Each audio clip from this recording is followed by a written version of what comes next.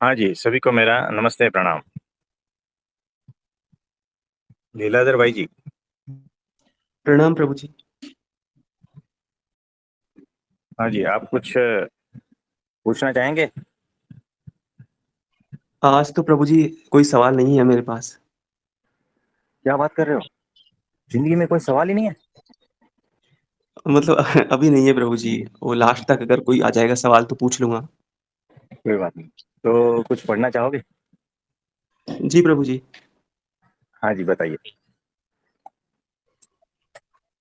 प्रभु जी आज है सारंगपुर 17 मुक्तों के प्रकार भेद। हाँ जी। श्री जी महाराज ने कहा कि भगवान का भजन करने वाले जीव की दृष्टि जैसे जैसे सूक्ष्म होती जाती है, वैसे वैसे उसको परमेश्वर की महत्ता विदित होती जाती है तथा भगवान की महिमा भी अधिकाधिक मालूम होती जाती है। हाँ, देखो परमेश्वर की क्या लिखा है उसके बाद में?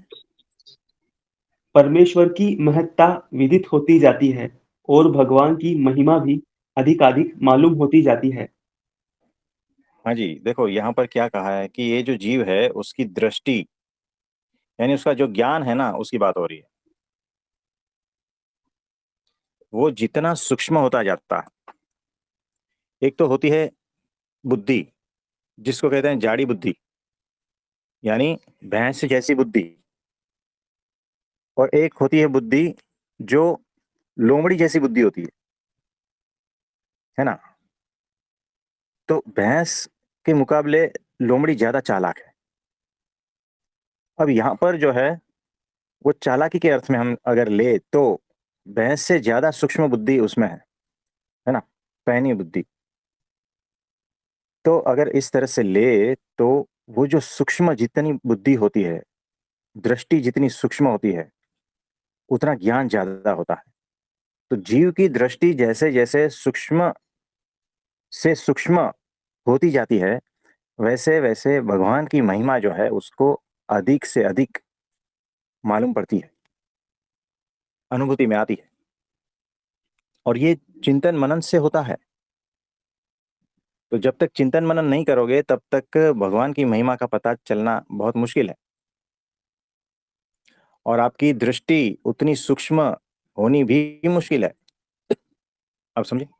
इससे और आगे बढ़े। जैसे कि जब वह भक्त स्वयं को देह रूप मानता हो, तब वह भगवान को जागृत स्वप्न एवं सुषुप्ति का साक्षी समझता है, तथा जब वह स्वयं को जागृत स्वप्न तथा सुषुप्ति से परे समझता है, तब भगवान तो उसे उससे भी परे भासित होते हैं।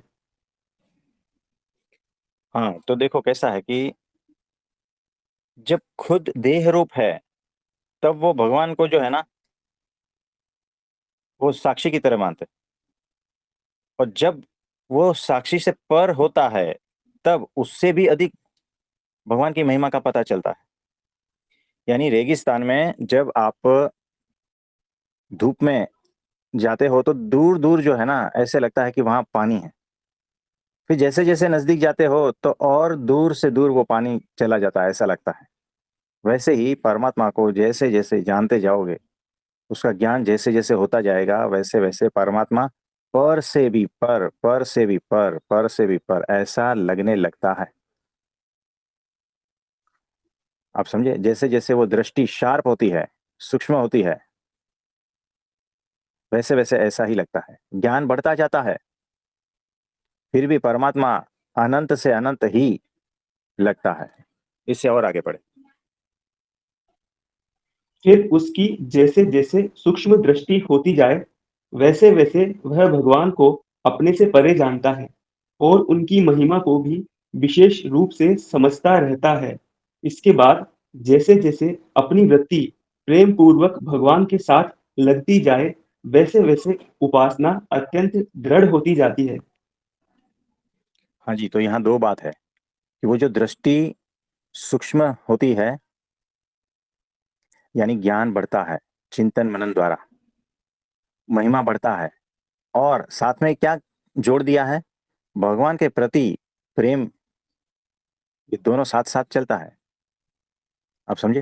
यानी महिमा भी साथ में चलेगी और भगवान के प्रति प्रेम वो भी साथ में चलेगा, वो भी बढ़ता जाएगा। और वो बढ़ना जरूरी है, नहीं तो अधूरा रह जाओगे। इससे और आगे बढ़े। यहाँ दृष्टांत है कि समुद्र से अगाध मीठे जल से यद्यपि चींटी जाकर पानी पिए तथा चिड़िया भी पिए तथा मनुष्य पशु घोड़ा हाथी तथा बड़े बड़े मगरमच्छ सभी जल पीकर बलवान बनते हैं, फिर भी वह अगाध जल लेश मात्र भी कम नहीं होता। और जिस जिस जीव की जितनी अधिक शक्ति होती है, उतनी शक्ति के अनुसार वह समुद्र की महिमा अधिक जान लेता है। हाँ जी, सिंपल से बताया है कि एक के बाद एक जो है चढ़ते क्रम में जो देखा जाए तो चींटी, फिर उसके बाद में वो छोटा पक्षी, फिर बड़ा पक्षी, मनुष्य पशु घोड़ा हाथी, ये सारा कुछ जो है ना, जैसे जैसे बढ़ता है वैसे वैसे समुद्र की महिमा का उसे ज्यादा से ज्यादा पता चलता है ना। तो ये सेम बात वही कह रहे हैं दूसरे एग्जाम्पल से। इसे और आगे बढ़े। और दूसरा भी दृष्टांत देखें, जैसे आकाश में मच्छर चिड़िया चील बाज अनल पक्षी तथा गरुड़ आदि सभी उड़ते हैं, फिर भी इन सब के लिए आकाश अपार का अपार ही रहता है। और जिसके पंखों में अधिक शक्ति होती है, वह आकाश की महिमा को अधिक जान लेता है और अपनी न्यूनता समझ जाता है। हाँ, मतलब सेम बात कर रहे हैं कि जैसे आकाश अनंत है, तो उसमें जितना देखो मच्छर से लेकर अनर पक्षी या जो भी बड़े से बड़े पक्षी हुए हैं उसकी बात कर रहे हैं, जिसके पंखों में ज्यादा दम और जिसकी बुद्धि इतनी शार्प, वो आकाश की महिमा समझता है कि वो कितना अपार अनंत है, फैला है। वैसे ही जब वो जीव जो है भगवान की महिमा को समझता जाता है, ज्ञान होता जाता है, प्रेम भक्ति से उपासना बढ़ती है, वैसे वैसे महिमा का भी पता चलता है और वो परमात्मा उसे अनंत से अनंत, अनंत से अनंत, पार से पार लगने लगता है। इससे और आगे पढ़े। वैसे ही मरीचय आदि प्रजापतियों के समान अल्प उपासना वाले भक्त मच्छर सदृश हैं, और ब्रह्मादि की तरह उससे अधिक उपासना करने वाले भक्त चिड़िया के समान हैं, और विराट पुरुष आदि की तरह उससे अधिक उपासना करने वाले भक्त चील जैसे होते हैं, और प्रधान पुरुष की तरह उससे अधिक उपासना वाले भक्त बाज जैसे होते हैं, और शुद्ध प्रकृति पुरुष की तरह उससे अधिक उपासना वाले भक्त अनल पक्षी सदृश हैं। हाँ जी, और भी पढ़े। और अक्षरधाम स्थित अक्षर मुक्तों की तरह उससे प्रकृति पुरुष से अधिक उपासना करने वाले भक्त गरुड़ जैसे हैं। इस प्रकार ये सब भक्त जो जो विशिष्ट सामर्थ्य को प्राप्त करते जाते हैं, त्यों त्यों भगवान की महिमा को विशेष रूप से जानते जाते हैं, और जैसे जैसे विशेष सामर्थ्य को वे प्राप्त करते गए, वैसे वैसे भगवान में उनका स्वामी सेवक का नाता भी अत्यंत दृढ़ होता गया है। हाँ जी, तो शुरुआत कहाँ से की थी देखो, कि मरीच्यादिक प्रजापति, उससे बड़ा ब्रह्मा, है ना, यानी सारी सृष्टि को रचने वाला, उससे बड़ा कौन, तो विराट पुरुष, उससे बड़ा प्रधान पुरुष, उससे बड़ा प्रकृति पुरुष, उससे बड़ा अक्षर मुक्त यानी माया से पार के पुरुष, उससे बड़ा अक्षर ब्रह्म सत्पुरुष, और अंत में जो है पर ब्रह्म परमात्मा। ये ऐसे क्रम से है ना। तो जैसे जैसे उपासना बढ़ती है, जैसे जैसे भगवान का महिमा बढ़ता है, दृष्टि और ज्ञान शार्प होता रहता है, वैसे वैसे उनकी सामर्थ्य भी बढ़ती जाती है ना। और स्वामी सेवक का जो भाव है ना वो भी बढ़ता जाता है। जीव में परब्रह्म के प्रति जो स्वामी सेवक भाव है वो एकदम हल्का सा रहता है। और ये जो पूरा क्रम बताया है उससे बढ़ता बढ़ता बढ़ता अक्षर ब्रह्म सत्पुरुष का जो स्वामी सेवक भाव है ना वो अल्टीमेट रहता है। आप समझे? तो बाकी का जो है हम बाद में पढ़ेंगे। हम यहाँ पर विराम करते हैं। और आपका कोई प्रश्न है तो बताइए। तो प्रभु जी इन सब में सबसे बड़े हुए अक्षर ब्रह्म सत्पुरुष हुए भक्ति के मामले में इन सबसे बड़े। हाँ, यानी परब्रह्म के बाद अक्षर ब्रह्म आते हैं, उसके बाद अक्षर मुक्त आते हैं, फिर पूरा क्रम आता है।